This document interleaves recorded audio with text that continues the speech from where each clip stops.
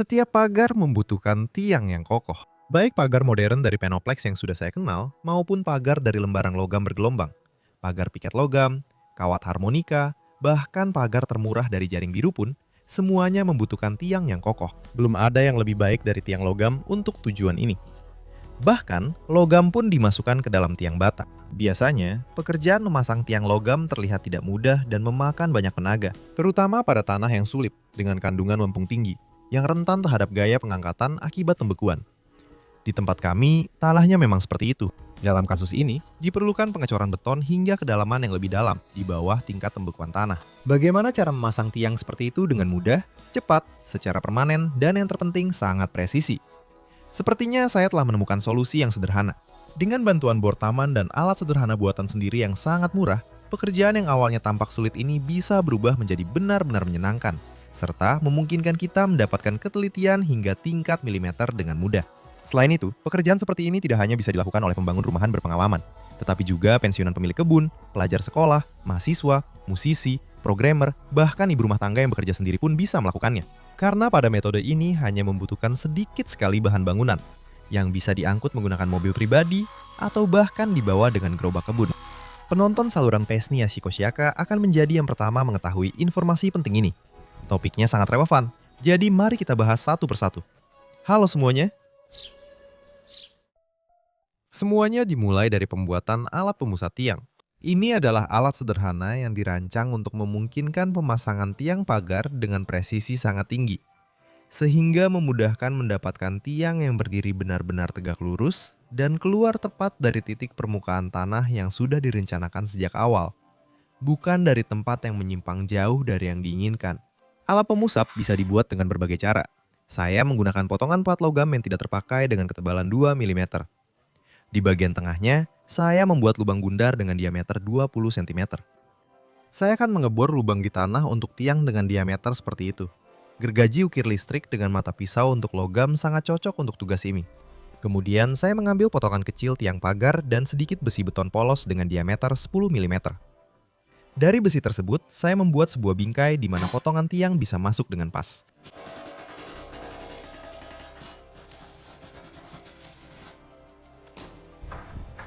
Pada bahan yang panjang, saya memastikan semuanya berhasil.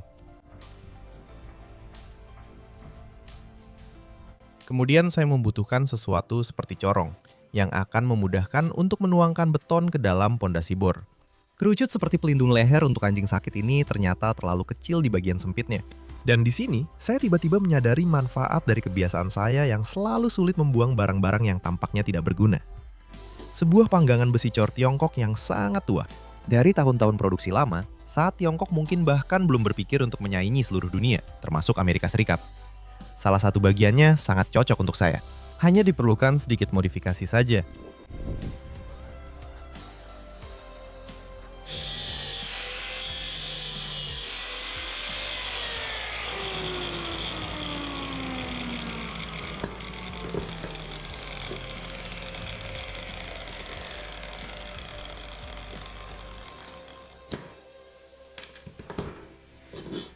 Dengan bor taman, saya mengebor lubang yang dalam.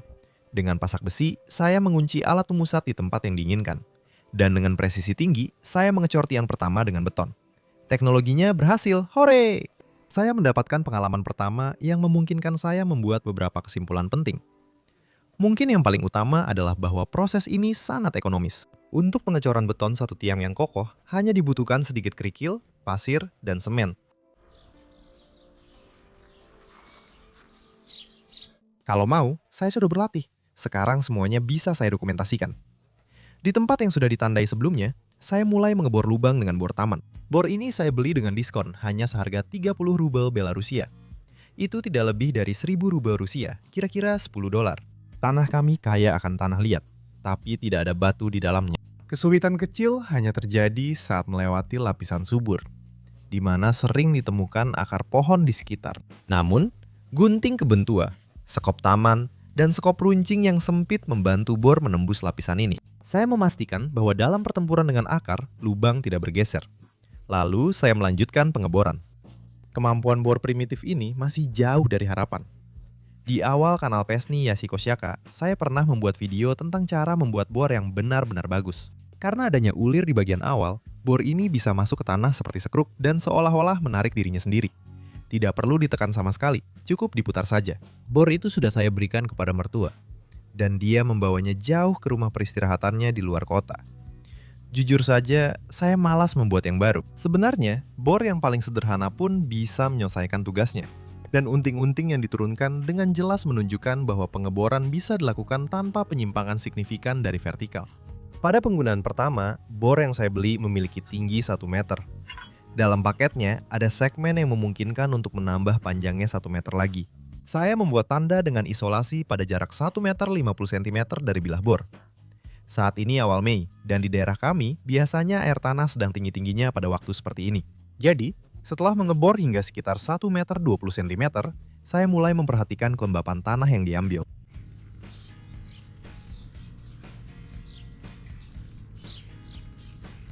Ini adalah tempat tanda sekarang, 1 meter 50 cm. Kelembapan tanah sepertinya tidak meningkat, tapi saya memutuskan untuk menghentikan pengeboran dan bersiap untuk mulai menecor beton. Untuk berjaga-jaga jika muncul air tanah. Saat memasang tiang pertama, saya belum mencapai air. Tiang kedua ini, yang berada di tengah, terletak di tempat yang lebih rendah. Untuk 3 bagian pasir, saya akan menambahkan 1 bagian semen dan 5 bagian kerikil.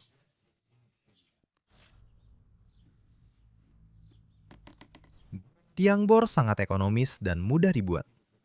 Beton bertulang adalah bahan bangunan yang sangat andal dan tahan lama. Dan jika diberikan pelapisan kedap air yang tepat, beton menjadi sangat andal dan sangat tahan lama.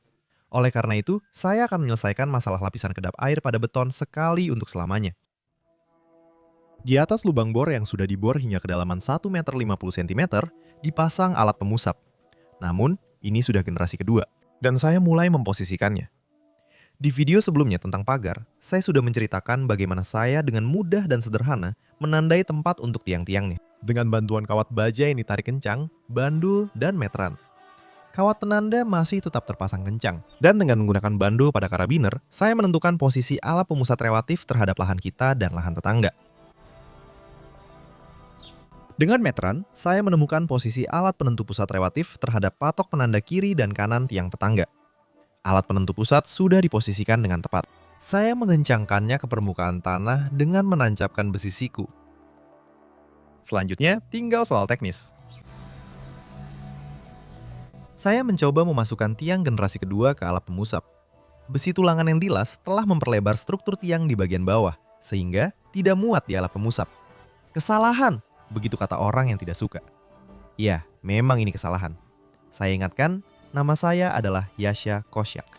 Dan ini adalah alat pemusat generasi kedua, yang memang khusus untuk tiang generasi kedua. Jadi, selain saya, tidak ada kesalahan lain.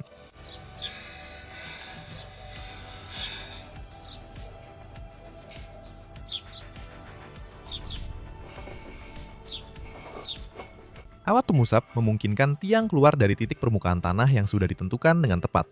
Selain itu, alat ini juga mencegah tiang berputar secara tidak terencana di sekitar porosnya. Dan hal ini sangat mungkin terjadi selama proses pengecoran beton. Dalam kondisi ini, tiang tetap bisa bergerak pada 2 koordinat. Dengan begitu, tiang bisa dengan mudah diposisikan secara benar-benar vertikal. Saat merencanakan pagar ini, saya menonton banyak sekali video.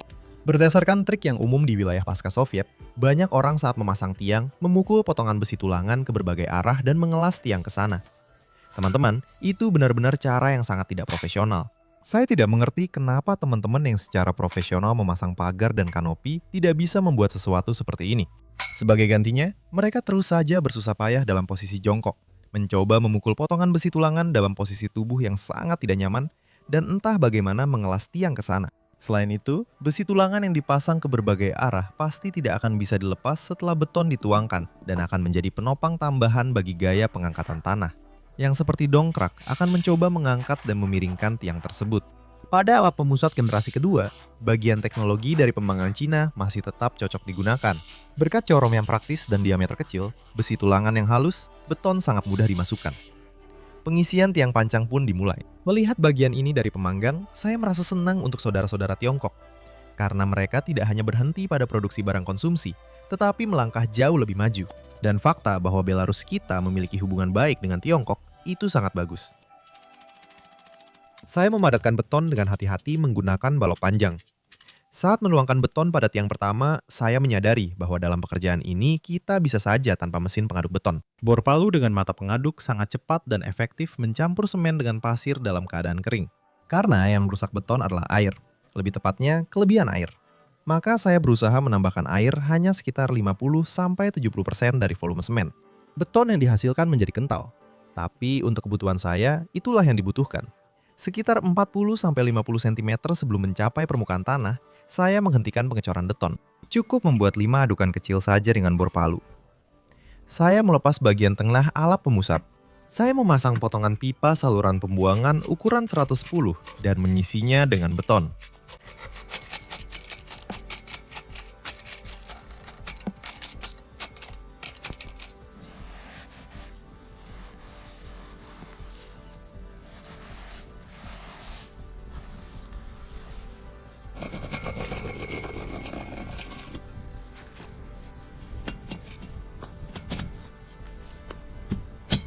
Tiang kembali dipasang dengan kuat. Pelindung dari pipa saluran pembuangan dan beton saya tutupi dengan pasir, yang juga saya padatkan dengan hati-hati.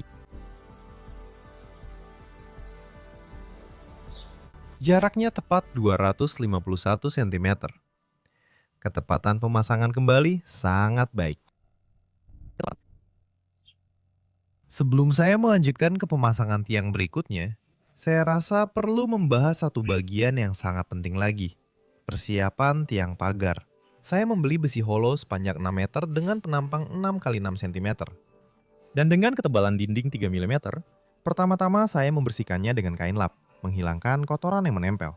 Setelah berlatih di luar kamera, saya menyadari bahwa dibutuhkan setidaknya 3 tahap pembersihan lanjutan. Bahkan lebih baik jika lebih dari itu.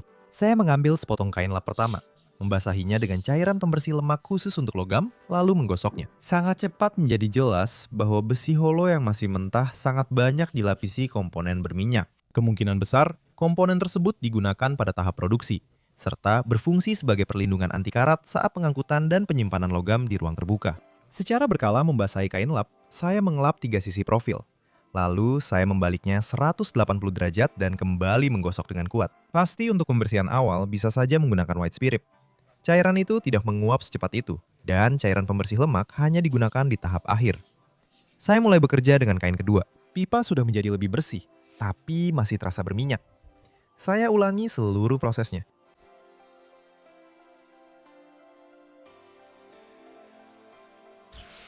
Kain lap ketiga awalnya membuat saya senang, karena tetap bersih. Namun tak lama kemudian menunjukkan bahwa tahap pembersihan ketiga sama pentingnya dengan 2 tahap sebelumnya. Saya menyadari bahwa membersihkan logam seperti ini bisa dilakukan tanpa henti. Namun, pada titik tertentu, kita harus berhenti. Perbedaan antara 4 pipa pertama yang sudah dibersihkan dan sisanya yang belum dibersihkan sangat mencolok. Untuk membersihkan pipa-pipa itu, saya menghabiskan hampir 1 liter cairan pembersih lemak dan 3 kain untuk setiap pipa. Saya pun mencari tips di internet tentang cara membersihkan logam sebelum pengecatan. Yang pertama, menarik perhatian saya karena murah dan mudah didapat. Saya menggosok pipa dengan spons dapur seperti mencuci piring, tanpa ragu menggunakan banyak busa pembersih.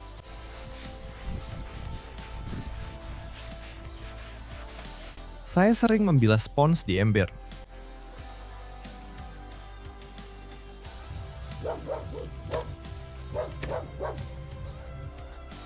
Kain uji dengan cepat menunjukkan bahwa trik yang umum ini juga bukan solusi mudah.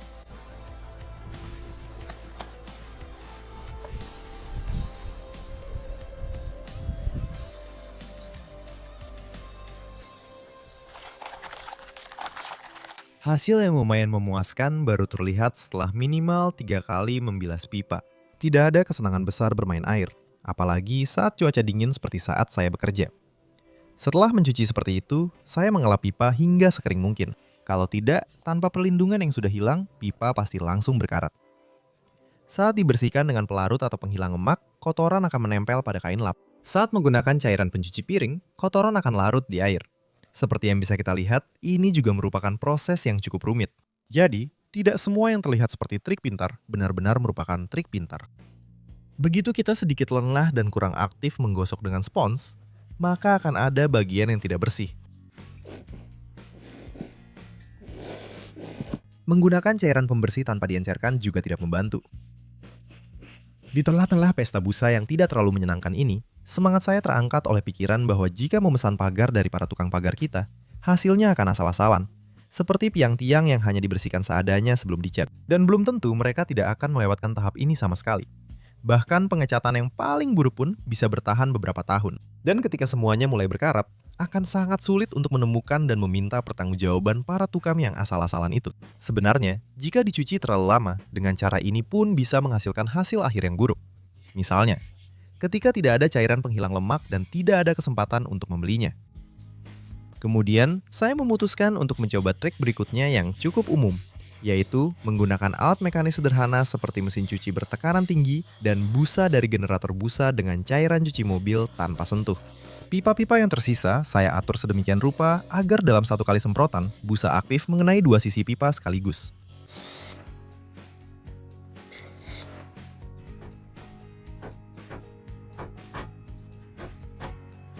Saya balik.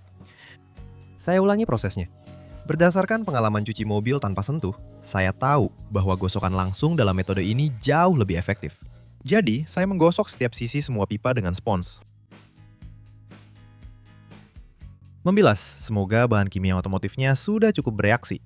Mungkin adalah pekerjaan paling menyenangkan dari semua pekerjaan pembersihan logam saya hari ini. Benar-benar terasa minimnya mekanisasi.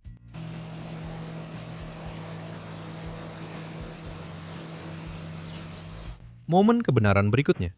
Keajaiban yang sangat saya harapkan tidak terjadi. Kesimpulan. Jika saya membersihkan pipa dengan cairan khusus pembersih lemak untuk logam tanpa terganggu oleh life hack yang ternyata meragukan, saya akan menghabiskan lebih sedikit waktu. Jadi, saya membersihkan pipa dengan cairan pembersih lemak. Dan jika kalian mau berbagi pengalaman sukses kalian di kolom komentar, saya akan sangat berterima kasih. Sekarang saya akan menggunakan mastik anti karat seperti ini. Sayangnya, ini bukan iklan. Sepertinya ini semacam bahan epoksi, karena satu komponennya harus dicampur dengan yang lain. Ini dibeli oleh tetangga saya. Pada konstruksi logam yang dilindungi dengan bahan ini, setelah 12 tahun tetangga saya tidak melihat tanda-tanda awal korosi sama sekali. Pada saat mengecat pipa 6 meter untuk tiang, saya belum tahu ukuran pasti berapa saya akan memotongnya. Saya hanya tahu bahwa bagian tiang yang di atas tanah ingin saya buat setinggi sekitar 2 meter. Karena itu, saya memutuskan untuk mengecap pipa dari kedua sisi sepanjang 2 meter. Tepat sebelum proses pengecatan, saya kembali membersihkan permukaannya dari minyak. Dengan cara pengecatan seperti ini, saya masih punya banyak ruang untuk bermanuver. Jadi, misalnya, dengan memotong, saya bisa mendapatkan satu tiang dengan panjang 3,5 meter. Dan tiang kedua yang panjangnya 2,5 meter bisa diperpanjang menjadi 3,5 meter dengan mengelas 1 meter pipa di sambungannya. Atau bisa juga dengan cara lain dari banyak pilihan yang ada. Salah satunya nanti akan saya pilih yang paling saya suka. Mastik dari tetangga ternyata daya tutupnya sangat bagus. Saya tidak mengecat seluruh pipa, karena setelah mempelajari masalahnya, saya sudah tahu bahwa bagian yang akan dicor beton sebaiknya tidak dicap, agar daya rekap dengan beton lebih baik. Besi tulangan saja tidak dicat. Saya rasa Anda juga tahu seperti saya, bahwa pengecatan mobil itu pekerjaan yang teliti dan membutuhkan ketelitian. Padahal, pagar rata-rata bisa bertahan jauh lebih lama daripada mobil rata-rata. Lalu kenapa kita tidak sebertanggung jawab itu saat mengecat pagar? Saya rasa produsen pipa profil justru diuntungkan, karena kita sering mengecatnya tanpa persiapan dan usaha yang memadai. Pagar yang seharusnya bisa bertahan hampir selamanya malah berkarat. Karena itu kita butuh yang baru, dan kita kembali membeli logam untuk pagar. Saya melapisi semua bahan dengan 2 lapisan, dengan pengeringan di antara lapisan sesuai petunjuk. Ngomong-ngomong, tiang pertama yang dipasang di luar kamera hanya terbuat dari sepotong pipa sepanjang 3,5 meter. 1,5 meter di bawah tanah, 2 meter di permukaan. Pada saat itu, saya sudah menemukan opsi tiang yang lebih andal. Untuk itu, saya membutuhkan alat pemusat yang lebih canggih, generasi kedua. Saya sudah tidak punya lagi lembaran logam, jadi saya memutuskan untuk memanaskan sepotong pipa profil berukuran 25 x 40 mm.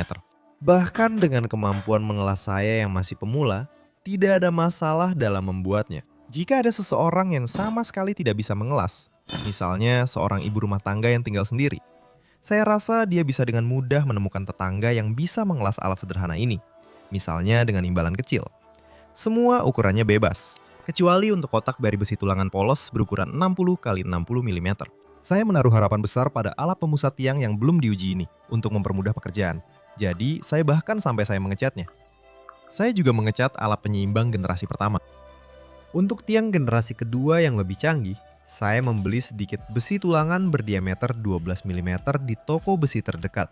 Dalam hal kecepatan kerja, saya memang lambat. Selalu saja ada sesuatu yang mengalihkan perhatian. Karena itu, semuanya dikerjakan dengan jeda. Bagian yang belum dicat sebisa mungkin saya tutupi agar tidak berkarap. Pipa-pipanya sudah mulai berdebu, tapi setidaknya catnya sudah mengeras. Pagar ini sudah kami pikirkan hampir 20 tahun. Jadi, seminggu atau bahkan sebulan lebih itu hanya sekejap saja. Tidak perlu buru-buru. Saya menandai dan memotong pipa tepat di tengah. Jadi, menjadi dua bagian masing-masing 3 meter.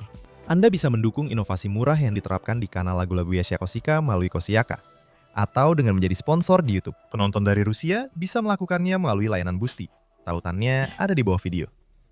Saya menelusuri video tutorial tentang cara mengelas besi tulangan ke pipa profil. Dan dengan setiap percobaan baru, hasilnya menjadi lebih baik. Saya memutuskan untuk mengelas besi tulangan bukan di sudut pipa kotak, tetapi di tengah sisi-sisinya. Menurut rencana, dengan cara pengelasan seperti ini, luas penampang keseluruhan akan lebih kecil. Dan tiang seperti ini akan memiliki ruang gerak yang lebih lebar di dalam lubang bor. Ini penting jika saat pengeboran tiba-tiba terjadi penyimpangan yang signifikan dari posisi vertikal. Dunia ini memang tidak sempurna, dan hal itu harus diperhitungkan. Di ujungnya, saya mengelas sebuah kotak dari potongan logam 2 mm. Tugas utamanya adalah agar tiang tidak menusuk dasar lubang bor dengan besi tulangan, dan tiang itu bisa digerakkan, sehingga bisa diposisikan benar-benar tegak lurus. Dengan besi tulangan yang sudah dilas, tinggi total tiang kembali menjadi 3,5 meter. Di iklim daerah Gomel kami, yang terletak di tenggara Belarus, pengecoran beton sedalam 1,5 meter dianggap sudah lebih dari cukup. Untuk daerah yang lebih ekstrim, cukup dengan memperpanjang bagian besi tulangan tiang dan mengebor lubang yang lebih dalam. Ketika ketebalan logam tiang adalah 3 mm, tentu saja tiang seperti itu lebih kuat dibandingkan jika ketebalannya 2 mm. Selain itu, bagi kita yang bukan tukang las, logam seperti ini juga lebih mudah untuk dilas. Kemungkinan melakukan kesalahan dan membakar besi jadi lebih kecil. Menambah tiang dengan besi tulangan tidak terlalu menghemat uang. Tapi, yang penting, tiang itu harus terpasang sekuat mungkin di dalam beton. Saya selalu berusaha bekerja dengan alat seminimal mungkin. Karena itu, saya tidak punya gergaji potong khusus. Tapi dengan siku, spidol, dan gerinda kecil, memang sedikit lebih lambat. Tapi tetap bisa menghasilkan hasil yang diinginkan. Selanjutnya, saya memutuskan untuk membuat las pengikat yang cukup panjang seperti ini. Dan untuk pekerjaan yang tidak terlalu sulit ini, menurut saya, orang yang tidak bisa mengelas pun pasti bisa menemukan tetangga yang suka diberi imbalan. Kalau tidak, bisa cari orang yang mau dibayar murah lewat iklan. Lubang bor berikutnya ternyata menjadi rekor dalam jumlah akar maupun ketebalannya. Mengatasi beberapa akar dengan gunting tanaman atau bahkan skop kecil sudah tidak mungkin lagi. Akhirnya, saya menggunakan gergaji taman. Meskipun harus mengambil risiko dengan ketajamannya. Unting-unting dihubungkan ke karabiner dengan simpul sederhana.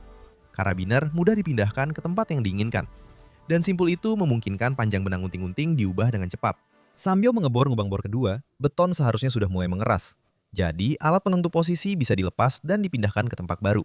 Memasang pipa saluran pembuangan pada tiang dan mengecor tiang itu di dalam pipa bukanlah ide saya sendiri. Saya menemukannya di internet. Menurut saya, ini adalah solusi yang cukup masuk akal. Dengan begitu, bagian bawah tiang menjadi lebih lebar, sedangkan bagian atas, tempat gaya utama pengangkatan tanah akibat pembekuan bekerja, justru lebih sempit. Selain itu, saya menimbun pipa plastik dengan pasir, yang merupakan tanah tidak mudah mengembang. Pertama-tama, saya mengecor salah satu tiang paling pinggir, yang ada di luar kamera, dan juga tiang yang paling tengah. Pada jarak 50 meter, kabel pasti akan kendur, seberapapun Anda menariknya. Di beberapa tempat bahkan lebih rendah dari tinggi tiang. Oleh karena itu, dari sepotong papan dan 2 balok kayu, saya membuat pengangkat kabel untuk tiang tengah. Sekarang bekerja juga akan lebih nyaman. Saat mengeras, beton mengalami penyusutan. Oleh karena itu, nanti perlu menambahkannya sampai ke bagian atas pipa plastik. Saya juga pernah melihat cara lain, yaitu memasukkan pipa berdiameter besar ke dalam lubang bor sampai kedalaman penuh. Lalu tiangnya dibeton di dalam pipa itu. Menurut saya, itu agak aneh. Pipa tebal dengan tiang yang dibeton di dalamnya, di dalam lubang bor tidak akan terpasang dengan rapat. Dan tiangnya bersama pipa itu akan goyah. Saya sudah melihat pendapat para ahli bangunan yang bersertifikat. Para ahli mengatakan bahwa menuang beton langsung ke dalam lubang bor itu boleh saja. Dinding lubang bor tidak perlu dilindungi apapun. Pengeboran kali ini menjadi rekor, karena tidak ada akar sama sekali. Sekarang kita juga bisa menggunakan tali penanda tambahan. Lebih baik mengikatnya dengan jarak sedikit dari tiang, bukan menempel langsung. Kalau tidak, satu tiang bisa sedikit menggesernya.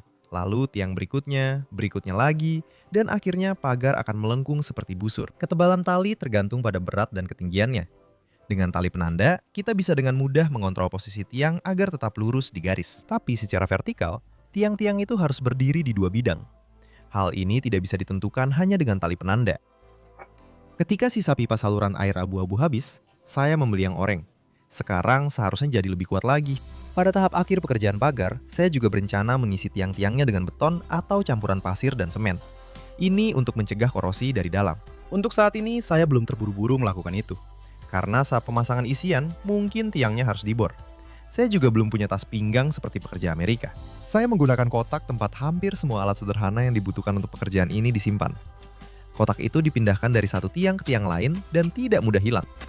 Untuk memasang 3 tiang, satu kantong semen seberat 25 kg sudah cukup. Saya rasa saya sudah menunjukkan dengan jelas betapa sedikitnya jumlah pasir dan kerikil yang dibutuhkan untuk satu tiang. Tapi menurut saya, jika bagian atas tiang dibiarkan tanpa pipa ini dan langsung ditimbun pasir, tidak akan ada yang berubah. Para pendukung metode ini terus-menerus mengatakan bahwa lapisan tanah bagian atas yang membeku akan meluncur di atas plastik. Sedangkan pada logam akan membeku dan menempel dan berusaha mendorongnya keluar. Jadi, saya mengikuti mayoritas dan melakukan seperti yang lain. Lagi pula, pipa-pipa itu hanya dicat di bagian atas, dan beton akan melindunginya dari korosi. Saya hampir saja tergelincir dan melanggar salah satu prinsip utama orang yang membangun sendiri. Sempat ada niat berdosa untuk menyewa tenaga profesional. Saya bahkan sempat mengundang mereka untuk menghitung berapa biaya pengecoran pondasi.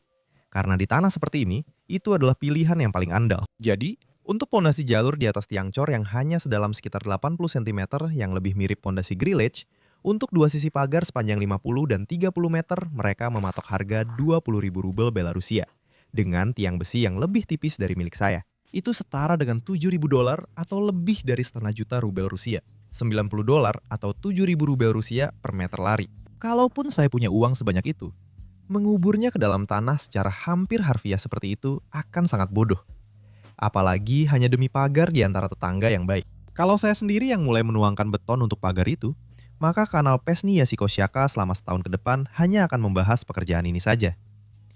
Itu juga tidak bisa saya lakukan. Lalu saya bertanya, berapa biaya tiang panjang ulir jika dipasang sedalam 1,5 meter dan 2 meter sisanya dibiarkan di permukaan? Para pemasang tiang panjang mengatakan bahwa mereka tidak bisa memasangnya sedemikian rupa sehingga bagian di atas tanah benar-benar tegak lurus. Mereka hanya bisa memasangnya sedikit di atas permukaan tanah. Dengan opsi seperti itu, tiang harus dilas secara vertikal ke tiang panjang. Kekurangan lain dari tiang panjang ulir adalah saat dipasang, tanah menjadi gembur dan tiang panjang bisa goyah. Oleh karena itu, untuk pagar disarankan untuk menggali dan mengecor bagian paling atas tiang panjang. Singkatnya, semuanya juga tidak murah, ditambah lagi rumit. Hewan-hewan dari komposter sudah saya lepaskan kembali ke alam. Ini adalah pembuatan pagar yang sangat santai dan lambat. Berkat penggunaan tali atas dan unting-unting untuk penandaan, saya berhasil menandai tiang-tiang yang bisa dijangkau. Saya melewatkan penandaan pada tiang-tiang yang belum bisa dijangkau untuk saat ini. Dan secara bertahap, mulai bekerja, mulai percaya pada kemampuan sendiri. Saya mulai membuka akses ke tiang-tiang yang sebelumnya. Misalnya, karena adanya komposter, belum bisa dijangkau. Jaring pagar lama hanya dilepas di tempat yang diperlukan saat pengecoran beton. Pendekatan seperti ini terasa lebih ringan secara mental bagi saya, dibandingkan harus membongkar semuanya di awal. Garis itu saja sudah bisa membuat lelah, bahkan sebelum sampai ke tahap pemasangan tiang. Jika Anda mau berbagi cara pemasangan tiang yang lebih canggih untuk tanah yang sulit, saya akan sangat berterima kasih. Pada saat video ini dirilis, kebutuhan untuk memasang tiang masih ada. Jadi, saya dengan senang hati akan mencoba cara yang lebih andal dan murah. Tidak ada satupun tiang yang bergeser selama proses pengecoran beton. Dengan membagikan video ini, Anda juga akan sangat membantu banyak orang. Jangan lupa beri jempol ke atas, subscribe ke channel Pesni Yasikosiaka, follow juga di YouTube, grup VK, TikTok, dan Zem. Semua link ada di bawah video. Jangan lupa juga tekan loncengnya, supaya saya bisa selalu memberi informasi kepada Anda. Semoga kedamaian tercipta di seluruh dunia. Terima kasih.